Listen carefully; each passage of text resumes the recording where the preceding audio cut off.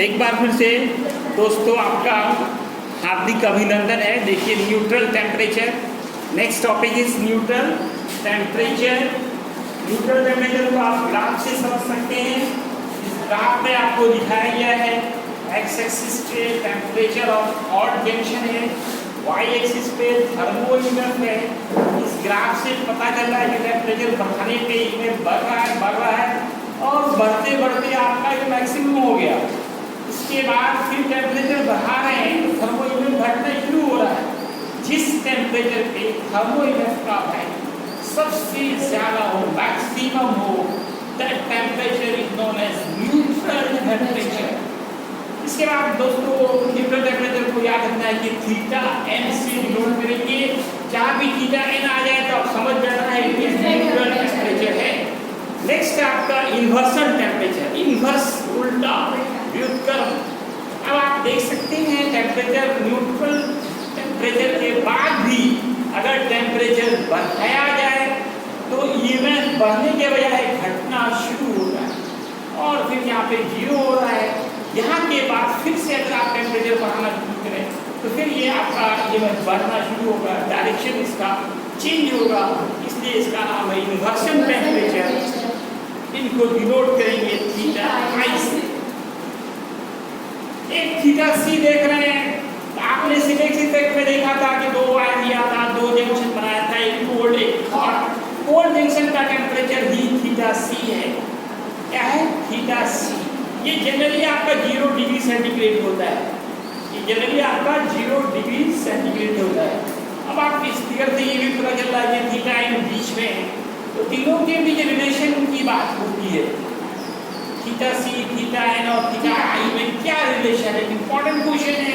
ये बड़ी आसानी से रिलेशन निकल रहा है, ग्राफ से भी निकल रहा है कि थीटा एन बीच में है, इसलिए थीटा एन का जो वैल्यू होगा वो थीटा सी और थीटा आई का एवरेज होगा। Theta C plus theta I by 2 करेंगे। ये रिलेशन आ गया, लेकिन इससे फिर दूसरा रिलेशन हम लोग निकाल रहे हैं, इसको क्रॉस मल्टीप्लिकेशन कर रहे हैं। 2 थीटा एन आ गया, 2 थीटा एन को तोड़ के देखिए, theta N plus theta N इधर सेम उतार दीजिए। अब थीटा एन और थीटा सी को एक साथ लिखें, थीटा सी प्लस में भर गया, माइनस में हो गया, फिर थीटा एन एक आपका जो प्लस में है तो इधर आइए माइनस हो जाएगा। इस तरह से इन तीनों के बीच आपको रिलेशन मालूम हो गया। इसके बाद जो दोस्तों पढ़ना पड़ता है इसमें थर्मो इलेक्ट्रिक पावर या फिर इसका नाम है सीबेक्स कोफिशिएंट। पावर जहाँ भी होता है वहाँ पे हम लोग टाइम यूनिट बोलते हैं, यूनिट टाइम। यहाँ पे देखिए टाइम तो नहीं होगा क्योंकि thermo EMF depends upon the temperature of cold junction. Cold junction के टेम्परेचर पे डिपेंड करता है। तो हम लोग इसको डिफाइन करते हैं थर्मो इलेक्ट्रिक पावर को the rate of change of thermo EMF with respect to the temperature of hot junction. Cold का तो फिक्स है, कोल्ड का टेम्परेचर चेंज नहीं होता है, वो 0 डिग्री सेंटीग्रेड होता है। चेंज हो रहा है किसका? Hot junction. सारा खेल किसका हो रहा है? टेम्परेचर ऑफ हॉट जंक्शन का हो रहा है। इसलिए कहते हैं कि the rate of change of thermo EMF with respect to the temperature of hot junction is known as thermo electric power. तो हमारा जो नेक्स्ट टॉपिक है वो क्या है दोस्तों? थर्मो इलेक्ट्रिक पावर है। तो आइए हम थर्मो इलेक्ट्रिक पावर का डिफिनेशन पहले लिख लें। थर्मो इलेक्ट्रिक पावर क्या होता है तो डिफाइन करते हैं the rate of change, the rate of change of thermo EMF with respect to the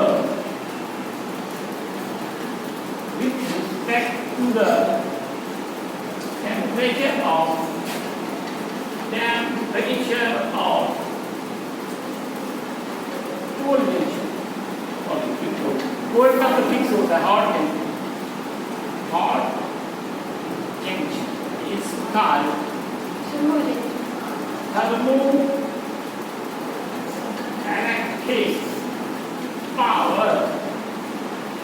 या इसका दूसरा नाम है Seebeck's coefficient.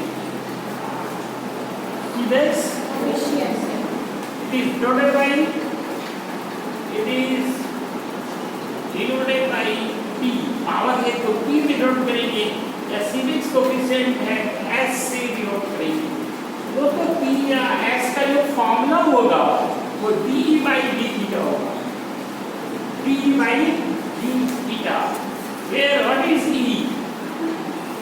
E is thermoelectric, अभी भूल गए, अभी मैं थोड़ी देर पहले देखा, इसका फॉर्मूला क्या देखा था, alpha theta plus half beta theta square. Theta is temperature of hot junction, temperature of hot junction.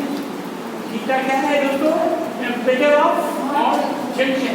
Theta x नहीं लिख सकते, लिख सकते हैं, थीटा ही लिखा जाता है। अब आप इसका मान यहाँ पुट करके इसको और दूसरे फॉर्म में ला सकते हैं, d/d थीटा और यहाँ पे alpha theta plus half beta theta इसका पुट करते हैं। ई के जगह पे इधर का जो वैल्यू है तो फर्स्ट मान लें, उसको सेकंड मान लें। थर्मो ईएमएफ का मान क्या निकला है, alpha theta plus half beta theta square. इसको डिफरेंशिएट करेंगे, ये डिफरेंशिएशन फॉर्म में भी आप कर सकते हो। रेट ऑफ चेंज का ही दूसरा नाम डिफरेंशिएशन होता है। आप इसको डिफरेंशिएशन किए हैं, आप डिफरेंशिएशन आता है ना आप लोगों को।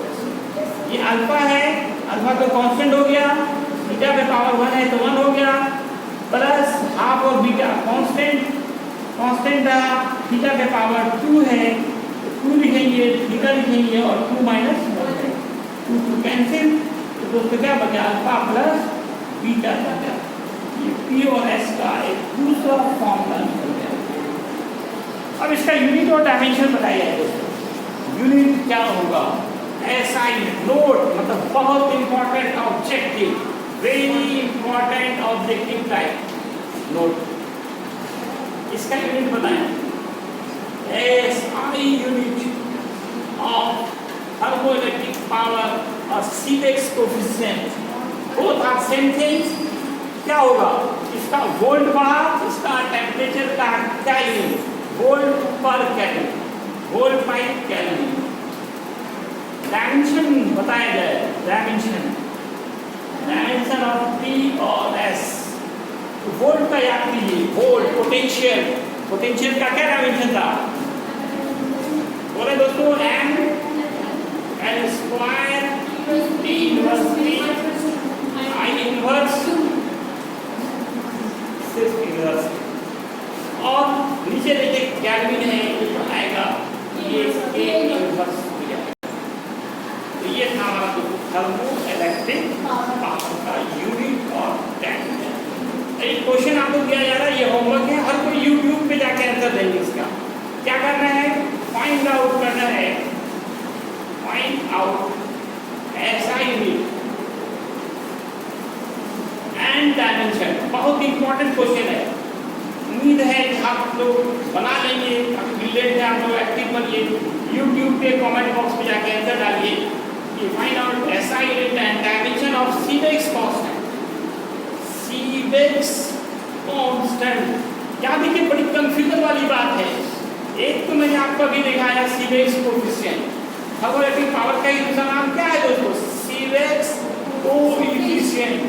और यहाँ क्या है, सीबेक्स कांस्टेंट। क्वेश्चन ध्यान से पढ़ेंगे, दोनों बिल्कुल अलग अलग ही चीज है। सीबेक्स कांस्टेंट है वो अल्फा बीटा है, ये जो अल्फा बीटा है वो सीबेक्स कांस्टेंट है, और सीबेक्स कोएफिशिएंट ये थर्मोइलेक्ट्रिक पावर है। ये जो थर्मोइलेक्ट्रिक पावर है इसी का ही ना दूसरा नाम क्या था, सीबेक्स कोएफिशिएंट। तो आप लोगों का कंपल्सरी होमवर्क है, सीबेक्स कांस्टेंट, ये जो अल्फा और बीटा है इनका यूनिट निकालना और इनका डायमेंशन निकालें और अपना नाम चमकाएंगे।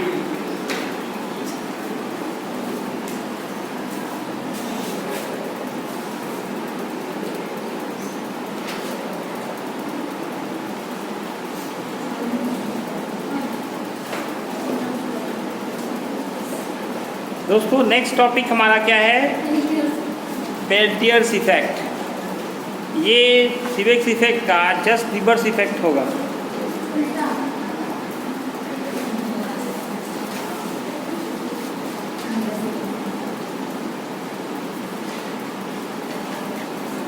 दोस्तों अब हमारा टॉपिक है पेल्टियर्स इफेक्ट। पेल्टियर्स इफेक्ट ये क्या है? कहते हैं ये रिवर्स इफेक्ट होता है। किसका? इससे पहले जो आपने पीछे देखे हुए पढ़ा सीबेक्स इफेक्ट।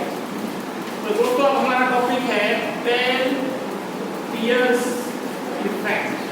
पेल्टियर भी एक साइंटिस्ट का ही नाम है। इनके मन में हुआ कि हम पेल्टियर का उल्टा करके देखें, इसलिए इफेक्ट का नाम पेल्टियर इफेक्ट हुआ। पेल्टियर ने क्या किया दोस्तों? दो वायर इन्होंने भी लिया, सेम वायर नहीं डिफरेंट वायर का है।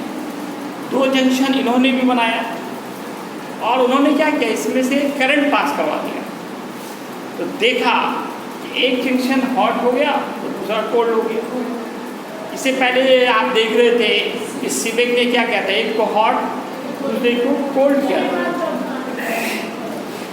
उन्होंने क्या किया था? एक को हॉट एक को कोल्ड, तब करंट फ्लो हो रहा था। इन्होंने क्या किया?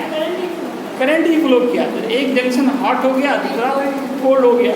इसे कहते हैं Seebeck effect is just reverse effect. दोस्तों ये पेल्टियर इफेक्ट जो है वो सीबेक इफेक्ट का ठीक रिवर्स इफेक्ट है। इन्होंने क्या किया? दो वायर डिफरेंट मेटल्स का लेकर दो जंक्शन बनाया और बीच में यहाँ पे एक सेल लगा दिया, काटा और यहाँ सेल लगा दिया। तो क्या देखा? इन्होंने भी डिफरेंट मेटल का लिया है, कॉपर का लिया, एक आयरन का लिया। तो देखा कि एक जंक्शन आपका हॉट हो रहा है दूसरा कोल्ड हो रहा है। तो आप देख सकते हैं यहाँ पर सीबेक्स इफेक्ट का ठीक रिवर्स इफेक्ट हो रहा है। सीबेक का ठीक उल्टा हो रहा है। सीबेक ने क्या किया था? दो वायर लिया था, एक को हॉट किया था, दो वायर को उन्होंने भी लिया था डिफरेंट मेटल्स के, दो जंक्शन उन्होंने भी बनाए थे। लेकिन उन्होंने हॉट और कोल्ड करने के बाद पाया था कि करंट प्रोड्यूस हो रहा है। तो पेल्टियर ने क्या किया? इस करंट ही पास करा दिया। तो देखा कि एक जंक्शन हॉट हो गया दूसरा कोल्ड हो गया।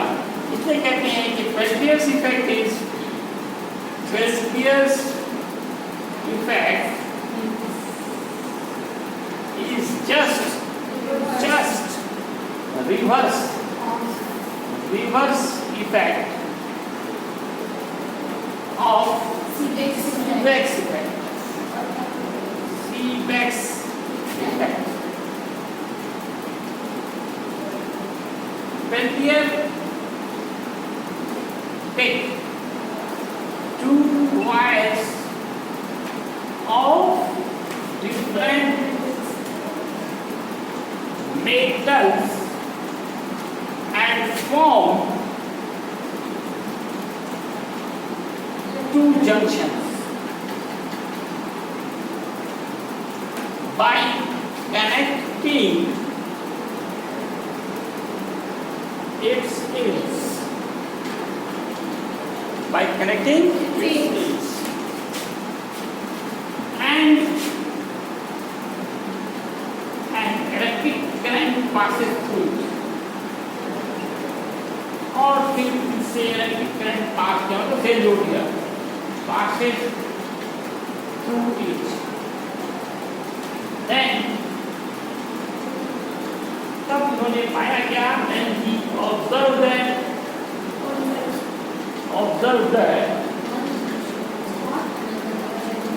one junction becomes hot and or second junction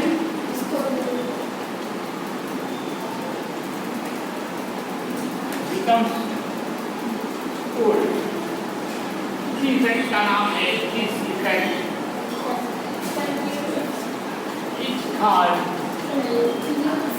पेल्टियर्स effect. और यहाँ पे पेल्टियर्स कोएफिशिएंट देखना है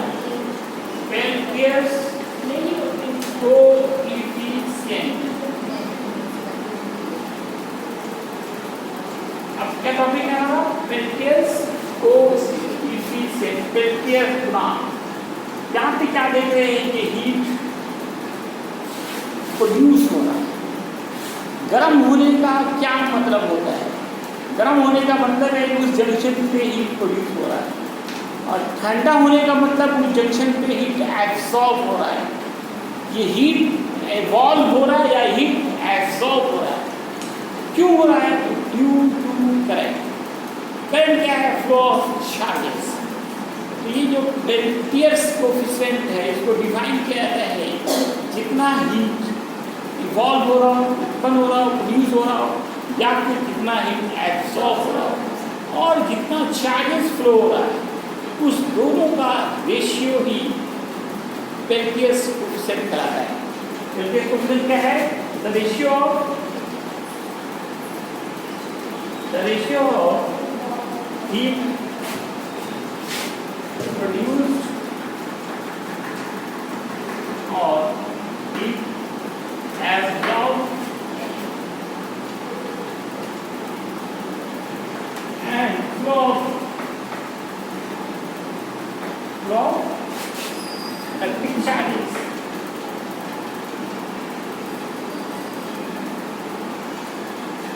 इस कारण कहलाता है पेल्टियर्स कोफिशिएंट। पेल्टियर्स कोफिशिएंट, इसको पाई से नोट करेंगे। इट इज डिनोटेड बाय पाई।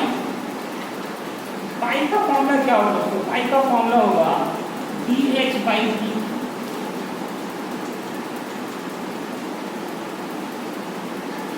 इसके भी आपको यूनिट और डायमेंशन निकालने हैं। पेल्टियर्स कोफिशिएंट का क्या निकालना है? यूनिट और डायमेंशन।